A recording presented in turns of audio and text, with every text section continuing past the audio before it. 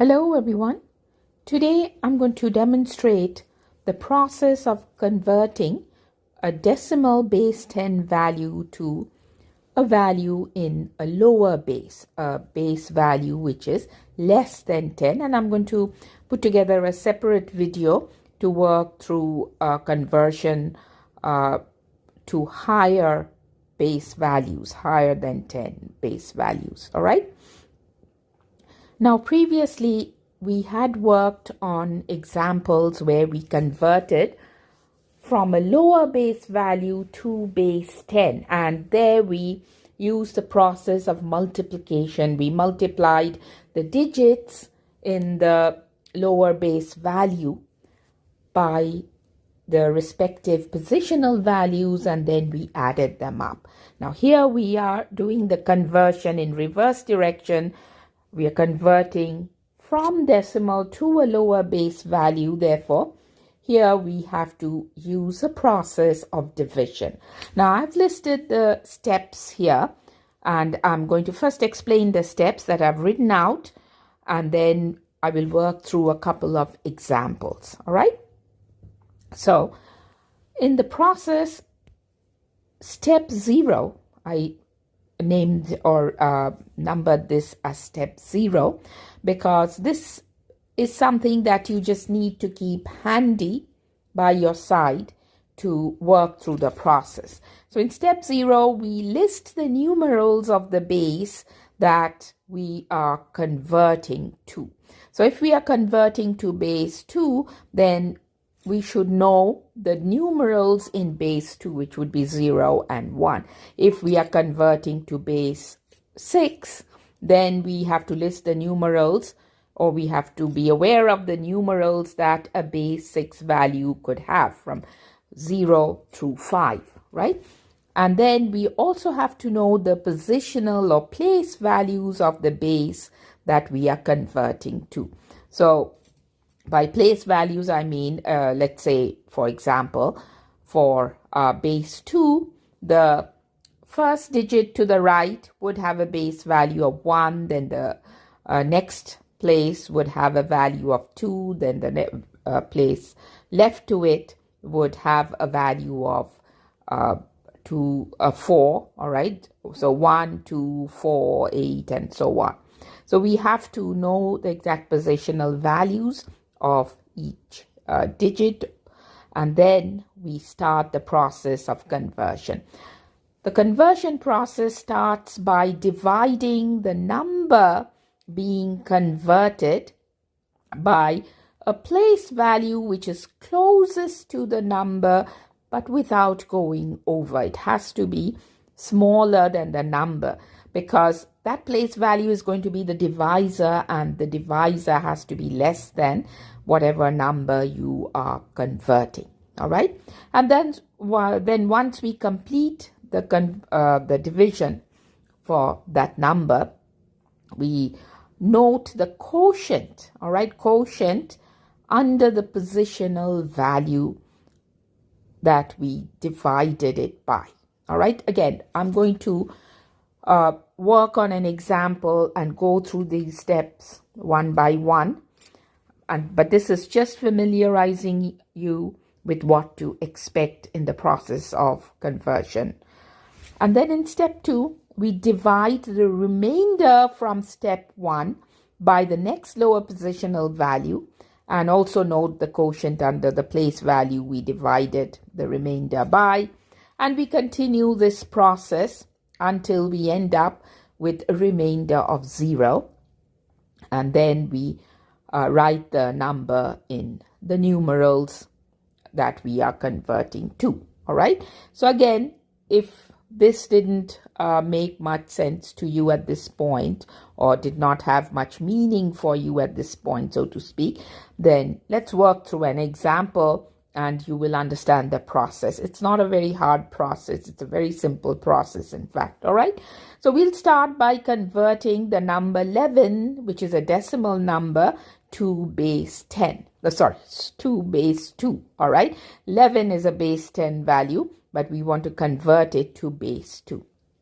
So let's list first as a preparation for the conversion, let's perform this step 0 first. We want to list the numerals of the base you are converting to. So a base 2 value can take only 2 numerals, 0 and 1. All right. It can have only 2 numerals. These are the numerals in base 2. So any base 2 number will be a bunch of zeros and ones. And then the positional values. All right. So let's talk about or understand the positional values. So the rightmost digit will have a positional value of 2 to the power 0, which is a 1. And then to its left, it would be 2 to the power 1, which would be a 2. Then 2 squared would be 4. 2 cube would be 8, and so on, right? These are the different positional values.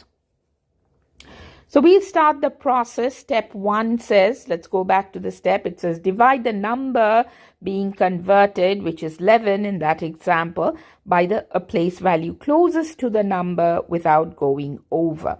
So I'm going to take my number 11. All right, let's work it here. 11 and divide it by a positional value closest to the number without going over.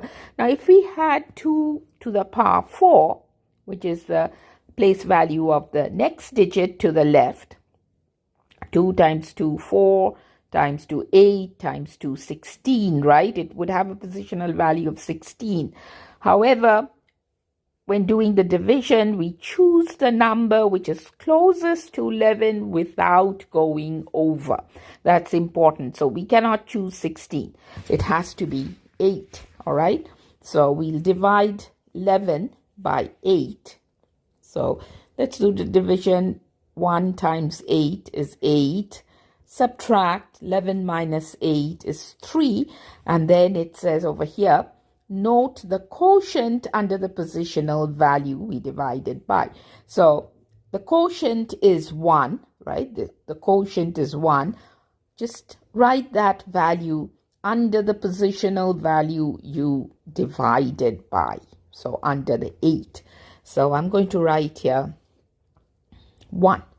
All right, let's write 1.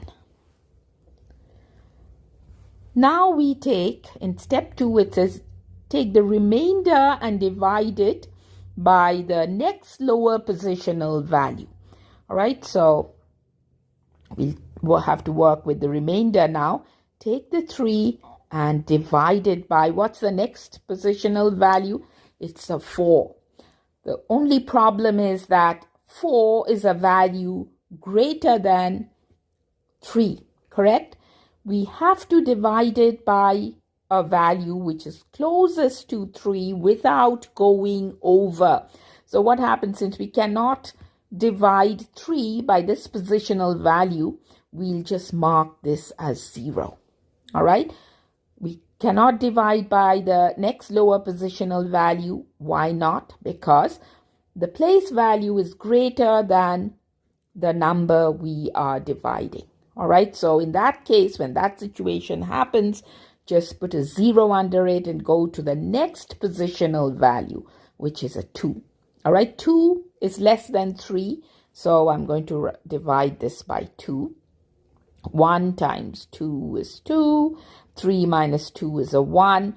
Take the quotient that you got from the division. All right, we take the quotient from the division and put it under the place value you divided by. So we divided by 2, so I'm going to put a 1 under this. All right, and then finally take the remainder again. Take this remainder 1 and now divide it by, what's the next positional value? 1, correct? So I'm going to divide it by 1. 1. So 1, so it has to be closest or equal to. So 1, this 1 is equal to what we are dividing, the value we are dividing. So here we are good. 1 times 1 is 1. Now we have a remainder of 0. So we have completed the division process. Again, take your 1 here and write it under the positional value you divided by. So 1.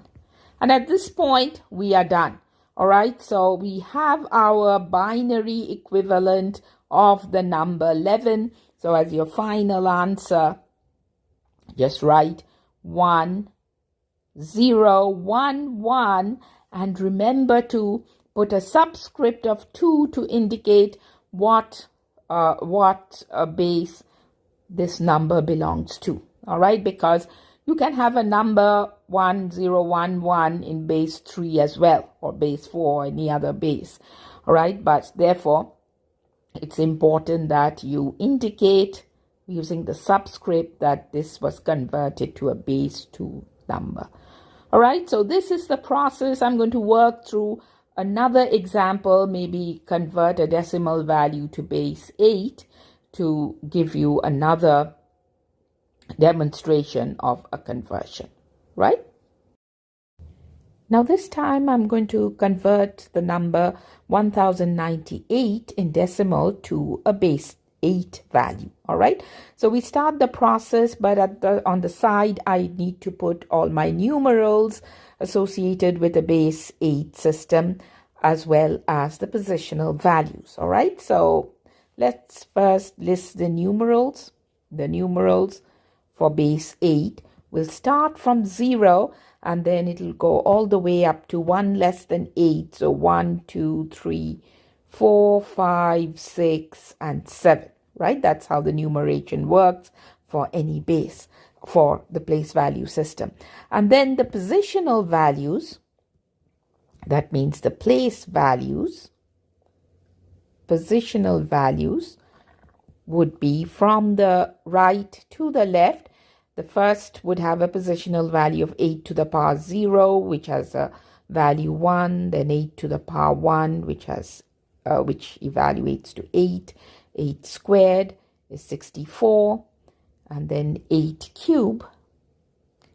I don't know if do we need 8 cube, but it's 512. All right, that's 8 times 8 times 8 is 512. So these are the evaluated values of the exponents. So now that we have all this listed, we will start the process of conversion.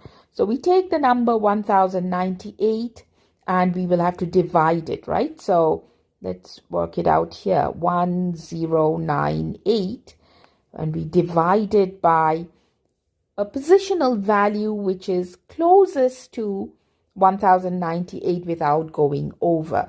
So we see that 512 is a value closest to 1098. If you calculate 8 to the power 4, which is the next positional value to the left, it'll be much larger than 1098. That's why I didn't write it down. All right, so 8 to the power 3 is 512, so that works. It's closest to 1098 and less than it. So 512.